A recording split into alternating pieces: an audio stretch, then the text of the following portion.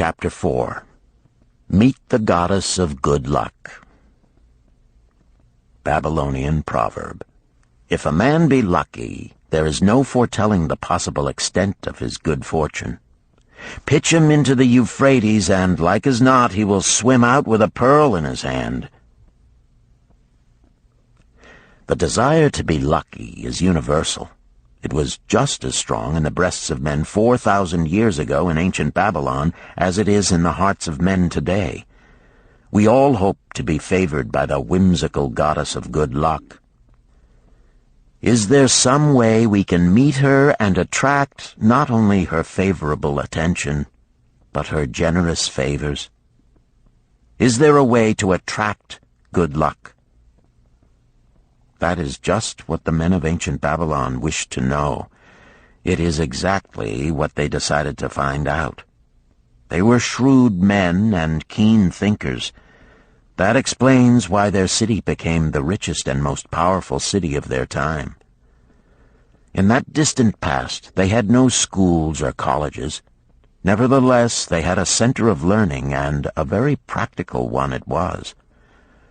Among the towered buildings in Babylon was one that ranked in importance with the palace of the king, the hanging gardens, and the temples of the gods. You will find scant mention of it in the history books, more likely no mention at all, yet it exerted a powerful influence upon the thought of that time. This building was the temple of learning, where the wisdom of the past was expounded by voluntary teachers and where subjects of popular interest were discussed in open forums. Within its walls, all men met as equals. The humblest of slaves could dispute with impunity the opinions of a prince of the royal house. Among the many who frequented the Temple of Learning was a wise rich man named Arcad, called the richest man in Babylon. He had his own special hall where almost any evening a large group of men, some old, some very young, but mostly middle-aged, gathered to discuss and argue interesting subjects. Suppose we listen in to see whether they knew how to attract good luck. The sun had just set like a great red ball of fire shining through the haze of desert dust when Arcad strolled to his accustomed platform. Already full 80 men were awaiting his arrival, reclining on their small rugs spread upon the floor. More were still arriving. "What shall we discuss this night?" Arcad inquired. After a brief hesitation, a tall cloth weaver addressed him, arising as was the custom. "I have a subject I would like to hear discussed, yet hesitate to offer, lest it seem ridiculous to you, Arcad, and my good friends here." Upon being urged to offer it, both by Arcad and by calls from the others, he continued, "This day I have been lucky, for I have found a purse in which there are pieces of gold. To continue to be lucky is my great desire. Feeling that all men share with me this desire, I do suggest we debate how to attract good luck, that we may discover ways it can be enticed to one." "A most interesting subject has been offered," Arcad commented. "One most worthy of our discussion. To some men, good luck bespeaks but a chance happening that, like an accident, may befall one without purpose or reason. Others do believe that the instigator of all good fortune is our most bounteous goddess Ashtar, ever anxious to reward with generous gifts those who please her. Speak up, my friends, what say you? Shall we seek to find if there be means by which good luck may be enticed to visit each and all of us?" "Yea, yea, and much of it," responded the growing group of eager listeners. Thereupon Arcad continued, "To start our discussion, let us first hear from those among us who have enjoyed experiences similar to that of the cloth weaver in finding or receiving, without effort upon their part, valuable treasures or jewels. There was a pause in which all looked about, expecting someone to reply, but no one did. "What? No one?" Arcad asked. "Then rare indeed must be this kind of good luck. Who now will offer a suggestion as to where we shall continue our search?" "That I will do," spoke a well-robed young man, arising. "When a man speaketh of luck, is it not natural that his thoughts turn to the gaming tables? Is it not there we find many men courting the favor of the goddess in hope she will bless them with rich winnings?" As he resumed his seat, a voice called, "Do not stop! Continue thy story. Tell us, didst thou find favor with the goddess at the gaming tables? Did she turn the cubes with red side up, so thou filled thy purse at the dealer's expense? Or did she permit the blue sides to come up, so the dealer raked in thy hard-earned pieces of silver?" The young man joined the good-natured laughter, then replied, "I am not averse to admitting she seemed not to know I was even there. But how about the rest of you? Have you found her waiting about such places to roll the cubes in your favor? We are eager to hear as well as to learn."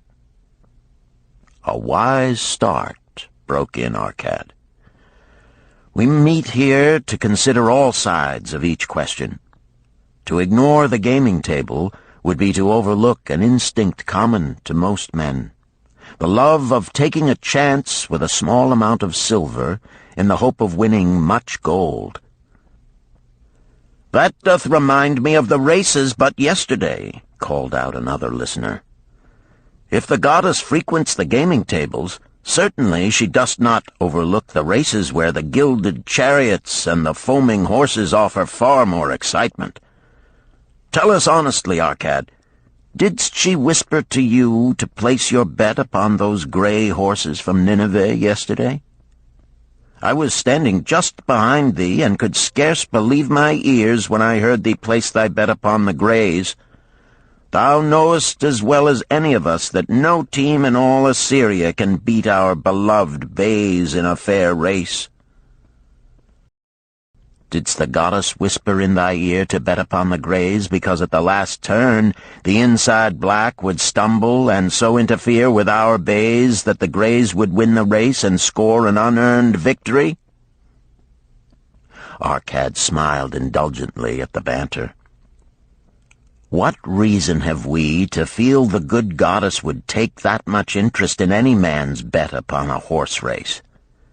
To me she is a goddess of love and dignity, whose pleasure it is to aid those who are in need and to reward those who are deserving.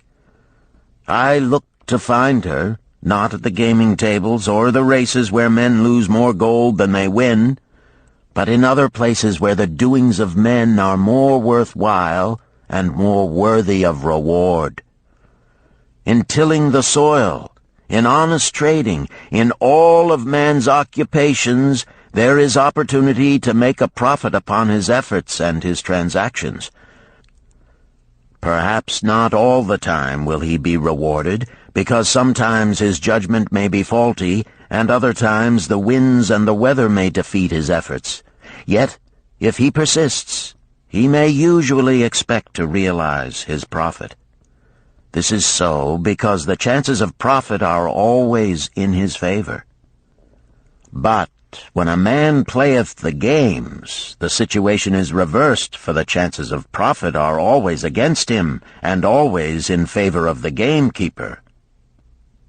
The game is so arranged that it will always favor the keeper. It is his business at which he plans to make a liberal profit for himself from the coins bet by the players.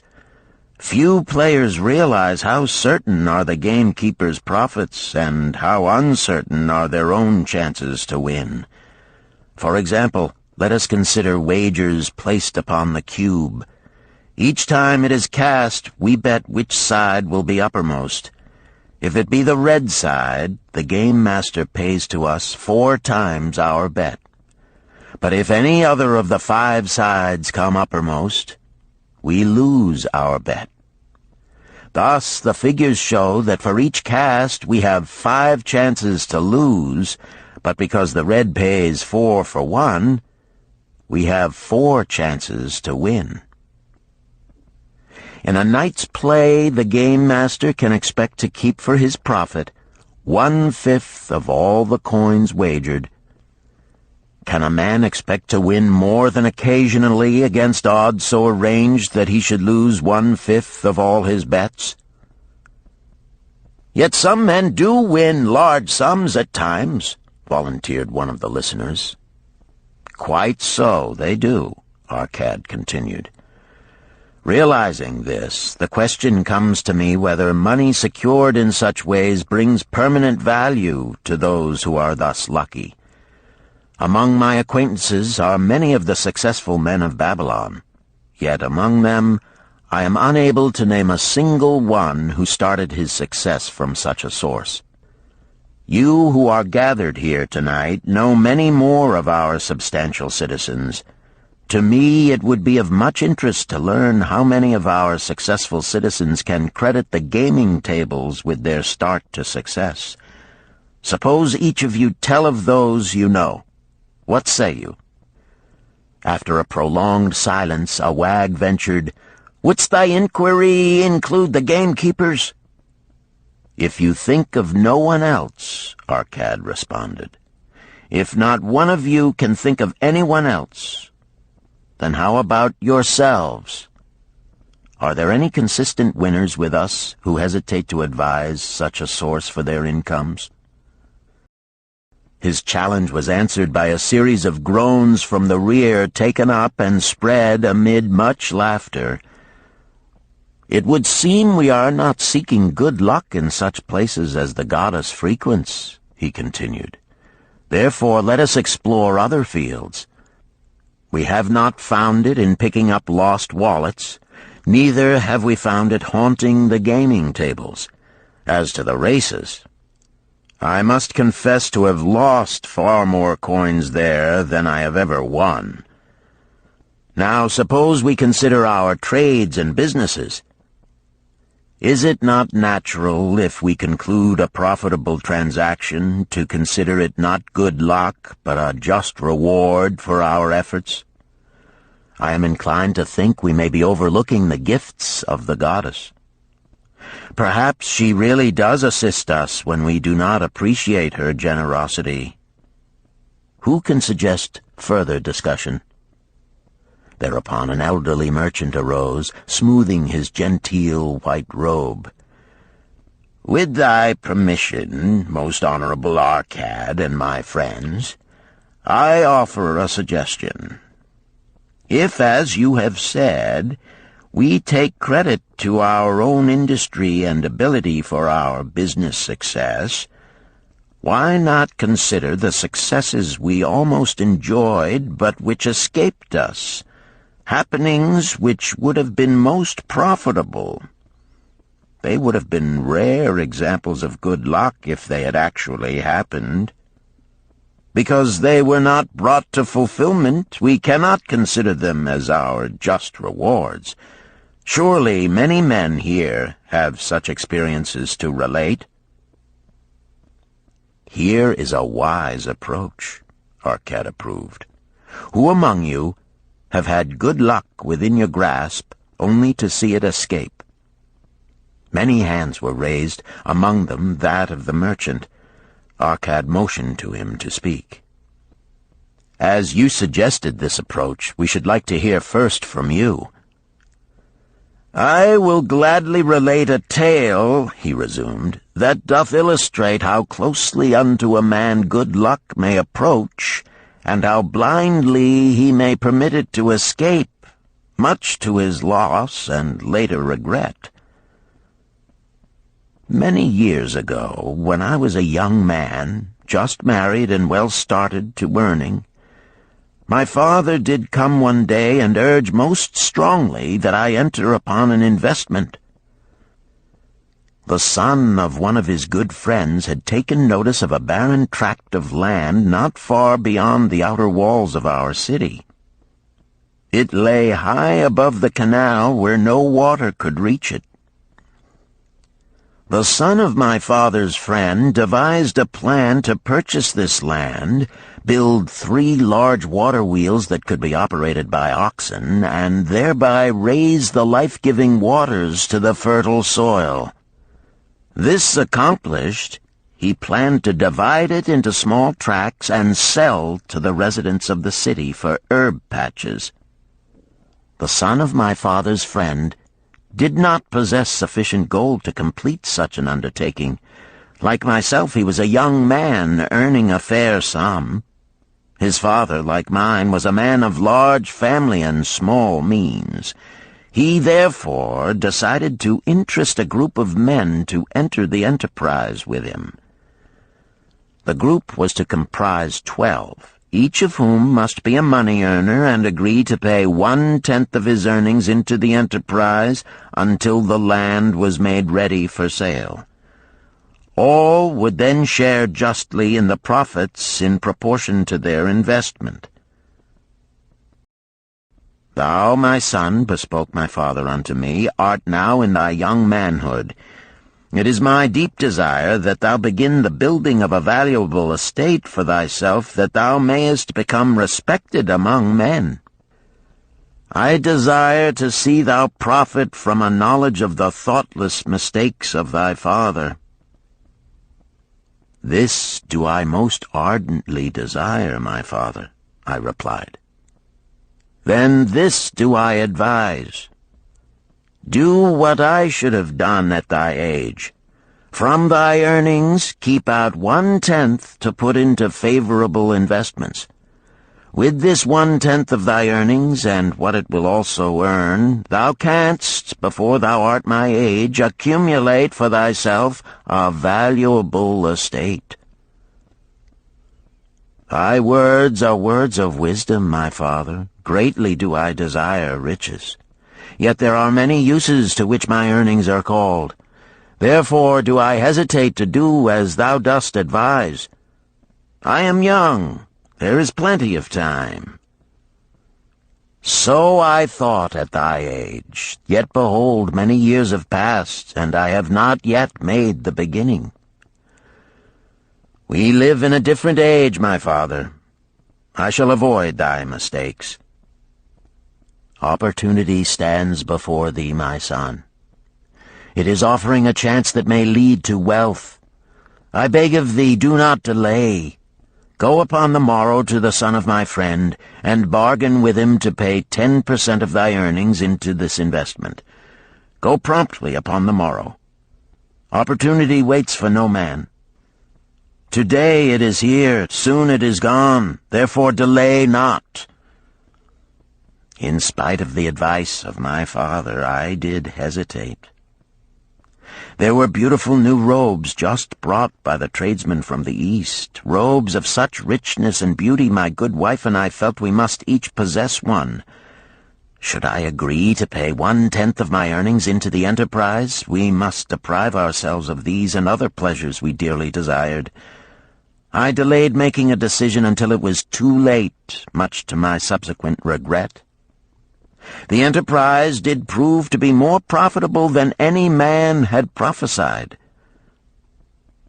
This is my tale, showing how I did permit good luck to escape. In this tale, we see how good luck waits to come to that man who accepts opportunity, commented a swarthy man of the desert. To the building of an estate, there must always be the beginning. That start may be a few pieces of gold or silver which a man diverts from his earnings to his first investment. I, myself, am the owner of many herds. The start of my herds I did begin when I was a mere boy, and did purchase with 1 piece of silver a young calf. This, being the beginning of my wealth, was of great importance to me. To take his first start to building an estate is as good luck as can come to any man.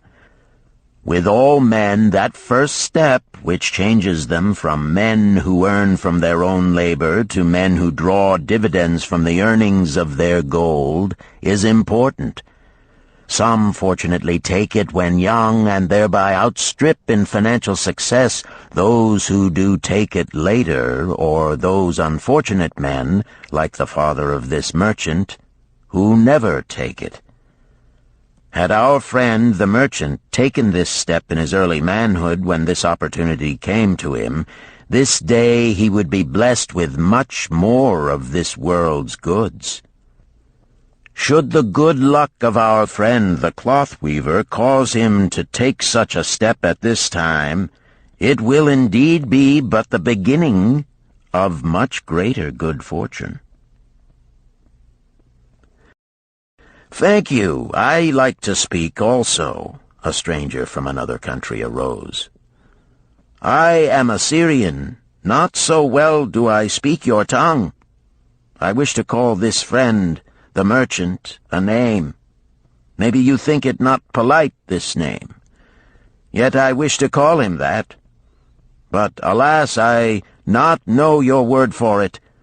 If I do call it in Syrian, you will not understand. Therefore, please, some good gentleman, tell me that right name you call man who puts off doing those things that mighty good for him." "Procrastinator!" called a voice. "That's him!" shouted the Syrian, waving his hands excitedly. "He accepts not opportunity when she comes. He waits. He says, I have much business right now. By and by I talk to you. Opportunity she will not wait for such slow fellow. She thinks if a man desires to be lucky he will step quick. Any man who not step quick when opportunity comes. He, big procrastinator like our friend, this merchant." The merchant arose and bowed good-naturedly in response to the laughter. "My admiration to thee, stranger within our gates, who hesitates not to speak the truth." "And now let us hear another tale of opportunity. Who has for us another experience?" demanded Arcad. "I have," responded a red-robed man of middle age. "I am a buyer of animals, mostly camels and horses. Sometimes I do also buy the sheep and goats.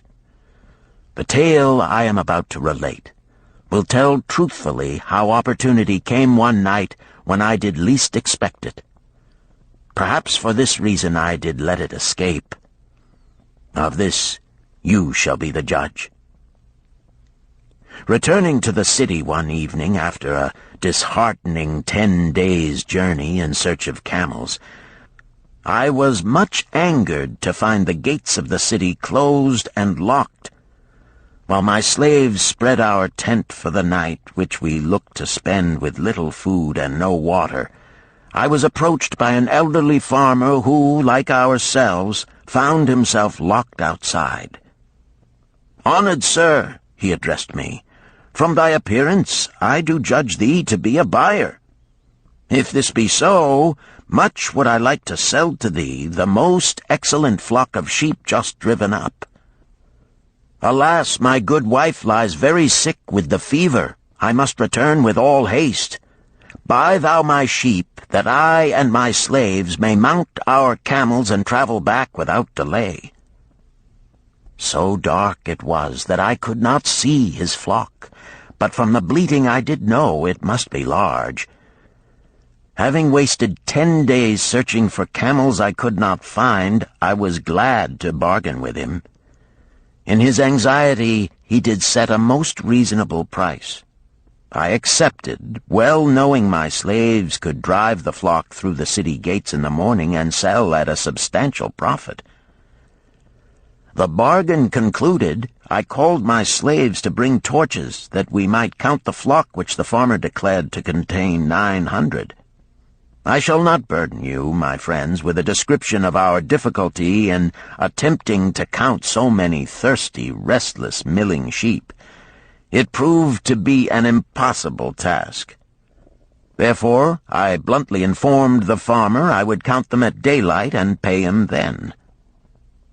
"Please, most honorable sir," he pleaded, "pay me but 2/3 of the price tonight, that I may be on my way. I will leave my most intelligent and educated slave to assist to make the count in the morning. He is trustworthy, and to him thou canst pay the balance." But I was stubborn and refused to make payment that night. Next morning, before I awoke, the city gates opened, and 4 buyers rushed out in search of flocks. They were most eager and willing to pay high prices because the city was threatened with siege and food was not plentiful. Nearly 3 times the price at which he had offered the flock to me did the old farmer receive for it. Thus was rare good luck allowed to escape.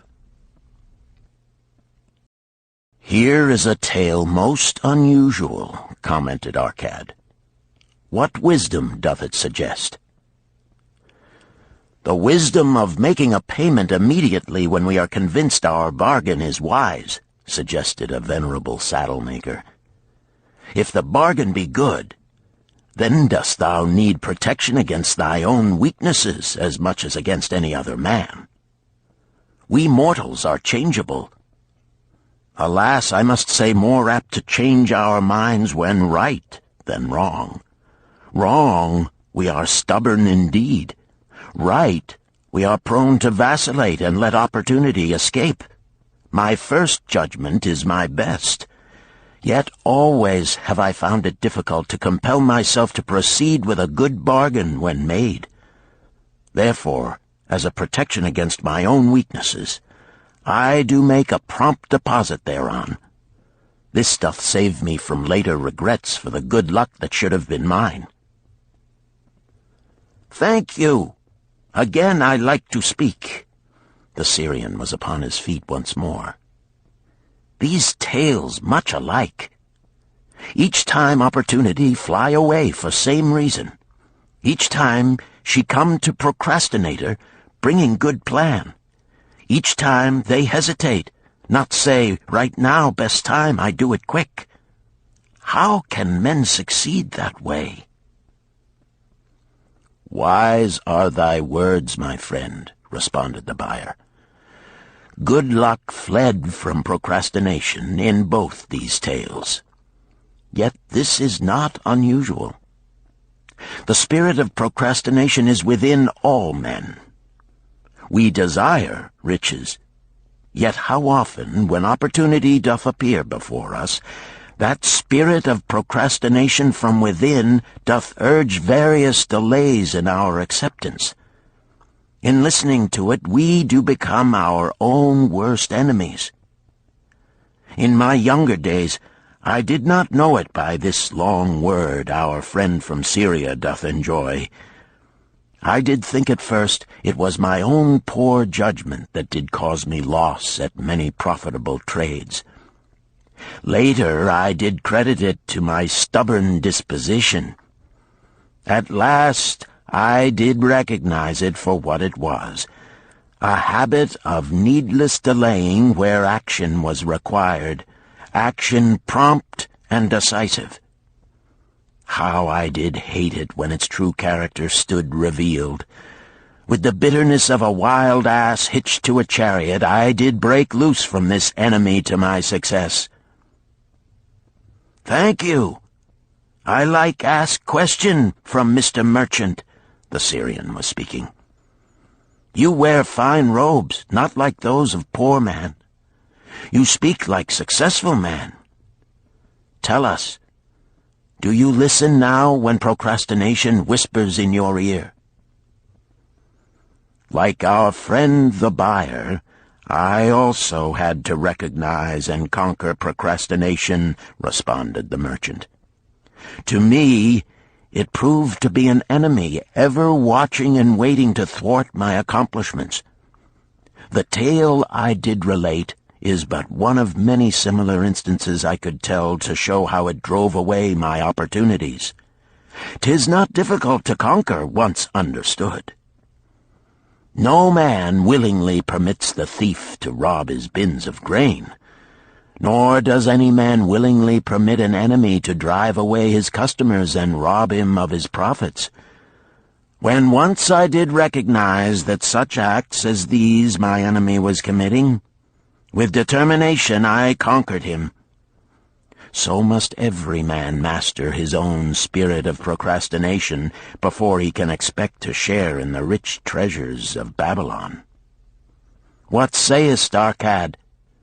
Because thou art the richest man in Babylon, many do proclaim thee to be the luckiest. Dost agree with me that no man can arrive at a full measure of success until he hath completely crushed the spirit of procrastination within him? It is even as thou sayest, Arcad admitted. During my long life, I have watched generation following generation, marching forward along those avenues of trade, science, and learning that lead to success in life. Opportunities came to all these men.